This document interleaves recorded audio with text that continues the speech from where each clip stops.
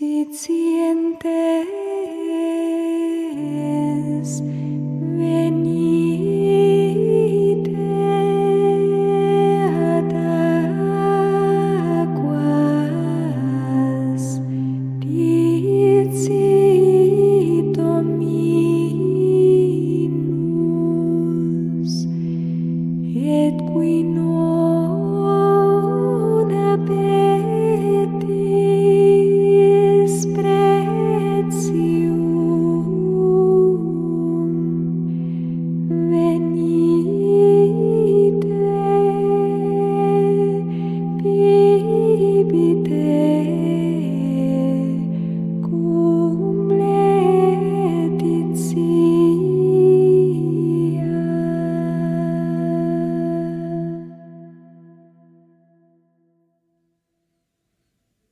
17 de maio de 2025, Atos dos Apóstolos. Saulo recupera a visão e proclama Jesus. Capítulo 9, versículos de 17 a 25.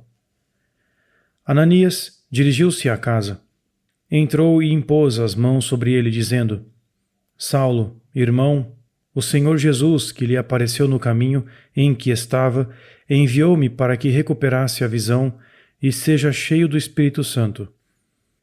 Imediatamente uma espécie de escamas caiu dos seus olhos, e ele recuperou a visão. Levantou-se, foi batizado, e depois de comer alguma coisa, recuperou as forças. Passou alguns dias com os discípulos que estavam em Damasco, e começou imediatamente a pregar Jesus nas sinagogas. Este é o Filho de Deus. Todos os que o ouviam ficavam admirados e diziam: Mas não é este o homem que atacou em Jerusalém os que invocavam este nome e veio aqui para os prender diante dos chefes dos sacerdotes? Saulo estava a ganhar cada vez mais força e a confundir os judeus que viviam em Damasco, provando que Jesus é o Cristo. Muitos dias depois, os judeus decidiram matá-lo, mas Saulo ficou a par da conspiração.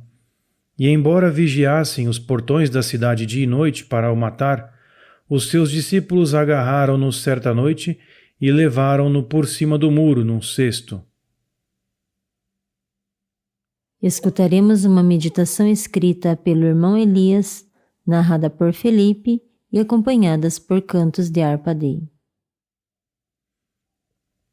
Tomado de medo pelas palavras de Jesus, o discípulo Ananias saiu à procura de Saulo, o feroz perseguidor dos cristãos.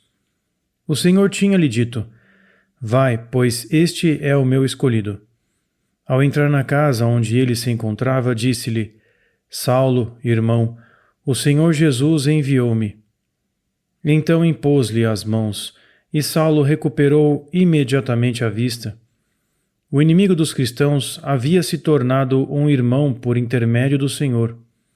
Saulo ficou cheio do Espírito Santo por intercessão de Ananias e foi batizado. A partir desse momento, tornou-se membro da igreja emergente e todas as palavras que o Senhor lhe havia dito começaram a cumprir-se. Vemos que Paulo começou a proclamar o Senhor imediatamente após a sua conversão. Começou a pregar nas sinagogas de Damasco.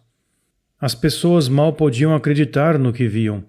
Todos o conheciam como o perseguidor dos cristãos e não conseguiam explicar como aquele mesmo homem que os havia fanaticamente aprisionado ou matado, agora estava diante deles a proclamar Jesus e a mostrar-lhes que ele era o Filho de Deus. Que mudança! Os judeus de Damasco deparam-se com o grande mistério de Deus poder mudar a vida de uma pessoa, afastando-a do caminho errado e guiando-a para o caminho certo. À primeira vista, isto pode acontecer rapidamente, de modo que a pessoa em questão muda de direção num curto espaço de tempo. No entanto, só o Senhor conhece o que precede uma mudança tão radical. Sem dúvida, o neoconvertido ainda terá de passar por um processo até que a fé que abraçou recentemente crie raízes e permeie todo o seu ser. No entanto, o mais importante já aconteceu. Pela graça de Deus, Paulo reconheceu Jesus como Filho de Deus e começou a proclamá-lo publicamente. Não é raro encontrarmos este zelo em pessoas que foram verdadeiramente convertidas. Elas querem confessar a sua fé e, acima de tudo, querem que os outros experimentem a alegria da verdadeira conversão e do encontro com o Senhor. Como poderia ser de outra forma? Como poderia alguém se recusar a mostrar àqueles que ainda não a conhecem a fonte que acabou de encontrar, aquela fonte da qual flui a água da vida eterna? No capítulo 22 do livro do Apocalipse, o vidente João escreve: Então ele mostrou-me o rio da água da vida, brilhante como cristal, que flui do trono de Deus e do Cordeiro. No meio da praça, em ambos os lados do rio, há árvores da vida que dão frutos 12 vezes por ano e cujas folhas servem de remédio para os gentios. Aqueles que reconheceram e experimentaram essa água que dá vida desejarão partilhar com os outros esse novo amor, que é maior do que qualquer coisa que tenham experimentado anteriormente. Assim colocam-se a serviço do Senhor. Foi o que aconteceu com Paulo.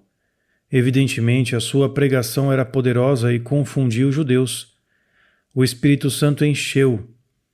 Além disso, Paulo era muito versado nas Escrituras e estava familiarizado com tudo o que os judeus acreditavam.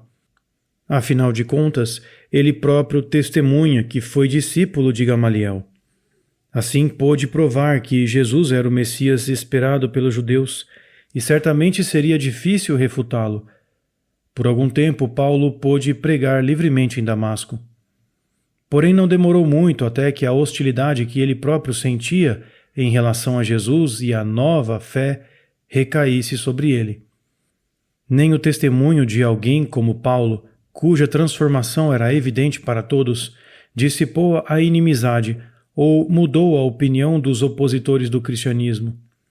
O coração deles tinha-se evidentemente endurecido, e quando tal sucede, é difícil o Senhor tocá-los.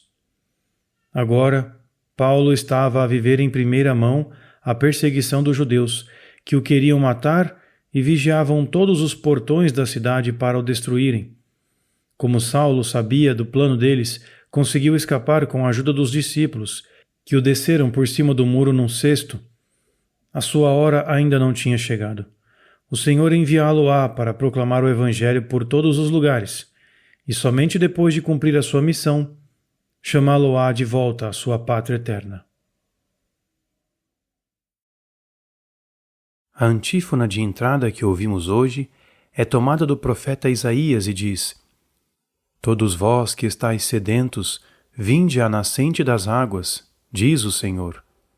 E aqueles de vós que não têm dinheiro, vinde e bebei com alegria. Sit siente